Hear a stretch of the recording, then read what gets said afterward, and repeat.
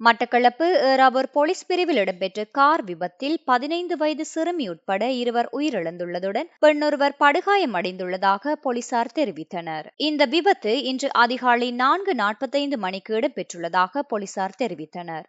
வந்தாரமுளையிலிருந்து களுவங்கணி நோக்கி பயணித்த கார் 2வது மைல்கல் பகுதியில் வேக கட்டுப்பாட்டை இழந்து வீதியை விட்டு விலகி பனை மரத்துடன் மோதியதில் இந்த விபத்து இடம்பெற்றுள்ளதாக போலீசார் மேலும் தெரிவித்தனர். விபத்தில் காரை செலுத்தி சென்றவர் மற்றும் காரில் பயணித்த 15 வயது சிறுமி உயிரிழந்துள்ளதுடன் பெண்ணொருவர் படுகாயமடைந்த நிலையில் வைத்தியசாலையில் அனுமதிக்கப்பட்டுள்ளார். விபத்தில் மட்டக்களப்பு சின்ன ஊரணி கரவப்பங்கணி செலியன் வீதி 2ஆம் குறுக்கை சேர்ந்த சாரதியும் கரவப்பங்கணி மற்றும் நாவலர் வீதியை சேர்ந்த 15 வயது சிறுமியும் உயிரிழந்துள்ளனர். உயிரிழந்த 15 வயது சிறுமியான மகளுடன் கரவப்பங்கணியில் உள்ள அவர்களது பன்றி வளர்க்கும் பண்ணையை பார்ப்பதற்காக சம்பவ தினமான இன்று அதிகாலை கார் சாரதியுடன் படுகாயமடைந்த பெண் பயணித்த போது கார் வேக கட்டுப்பாட்டை மீறி பனை மரத்துடன் மோதி விபத்துக்குள்ளாகியுள்ளது.